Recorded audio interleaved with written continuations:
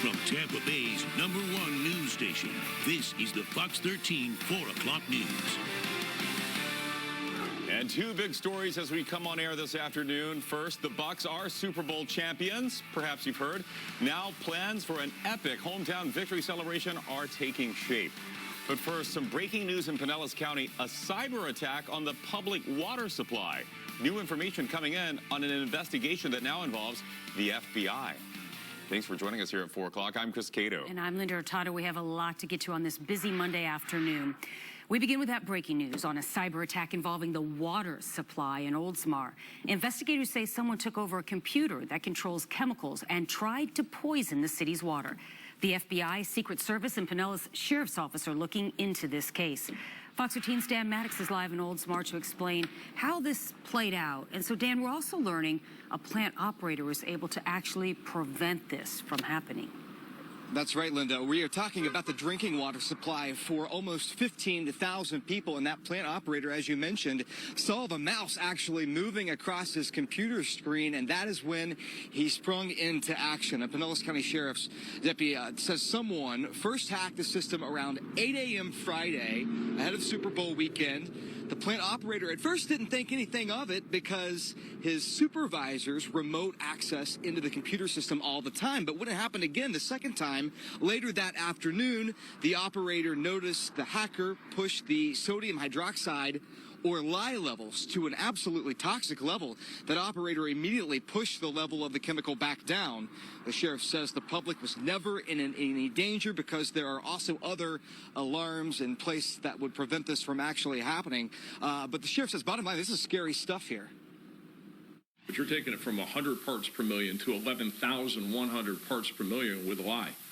So this is somebody that is trying, as it appears on the surface, to do something bad. It's a bad act. It's a bad actor. This isn't just, oh, you know, we're putting a little bit of chlorine or a little bit of fluoride or a little bit of something. You're basically talking about lye that you're taking from 100 parts per million to 11,100. But very fortunately, like has been said, is that the operator saw it and immediately reduced it.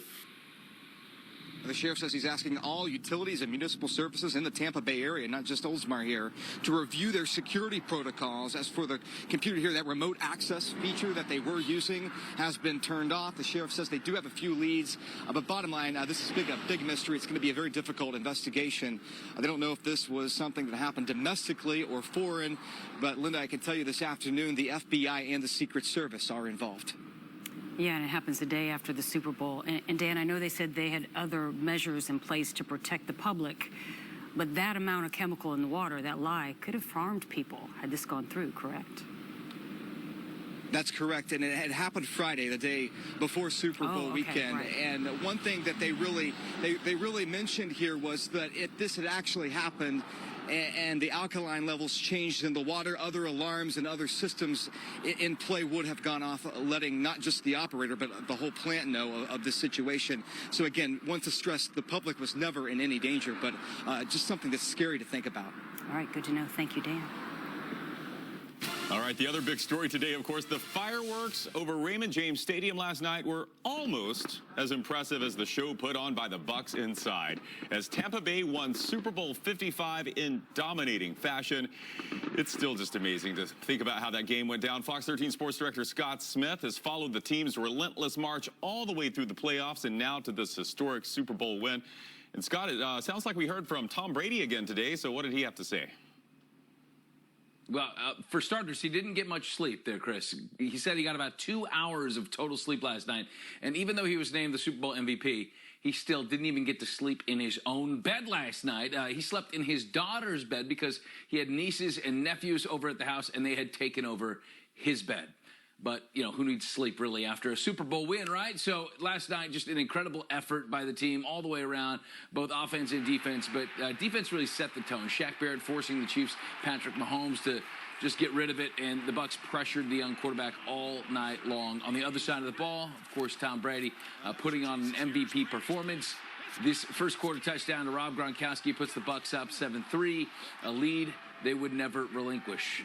The two hooked up again in the second quarter as the Bucs take a 21-6 lead into the half. Too much to overcome for KC. The Bucs win Super Bowl 55, 31-9, a seventh ring for Brady. But what makes this one special for him is seeing his teammates being able to experience it for the first time. Watching Mike, watching Levante, Kevin, Cam Brate, Will Golston, guys that have been here for a long time, and just everybody wants to win the Super Bowl. I know everyone, hey, that's the goal every year, but it's hard, man. It's a hard league, and these guys are good. These talented players, talented coaches. Just to see them celebrate our locker room, man, that was amazing. After the game, there was champagne bottles popped and cigars being lit. It was a moment I'll never forget. So just celebrate with them. It was an amazing feeling. Well, a year ago at this time, just think back, the Bucs were coming off another losing season. Uncertainty at the quarterback position. They have certainly come a long way. Bruce Arians, he has been coaching in the league now for 3 decades, had won 2 Super Bowls as an assistant coach. This his first as a head coach, and at 68, the oldest head coach to do it, by the way.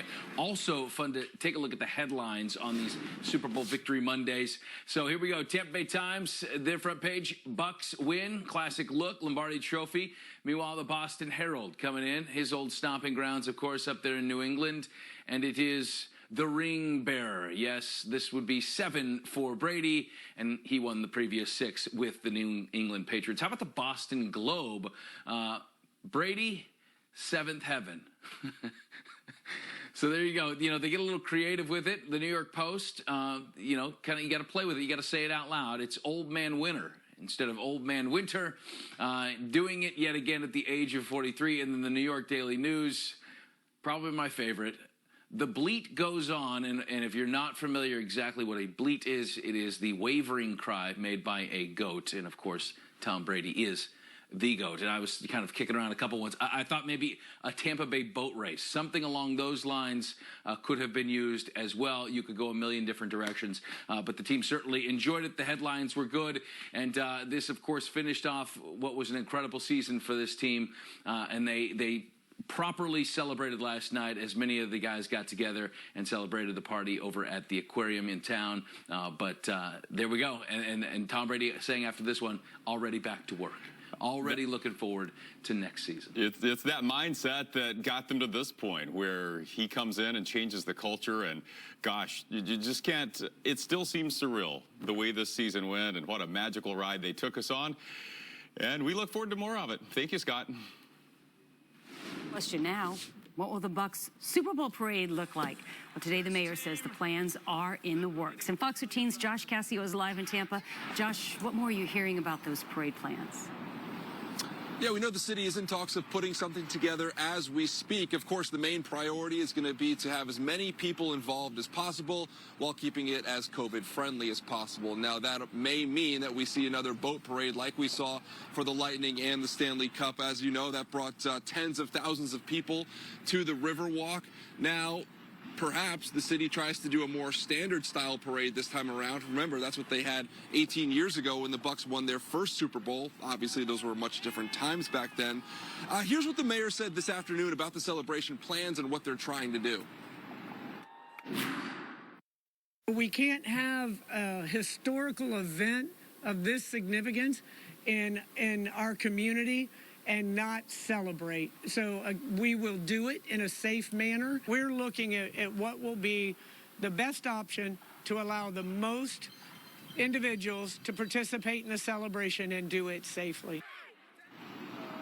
Yeah, the mayor says more concrete details on the Bucs Super Bowl parade should be coming out either tomorrow or the next day. We do know, of course, mask wearing will be a critical piece of that celebration. Bottom line, she's saying this win was too monumental not to do something big. So hopefully, as soon as we get more information on it and more fine details, we will let you know right away. Guys, back to you. And I'm thinking, Josh, the mayor should be getting pretty good at planning these big celebration parties. for our teams. Thanks. That's true, yeah. Well, as you mentioned there, celebrating safely is a concern right now with the pandemic. And last night we saw thousands of people pouring into the streets to celebrate.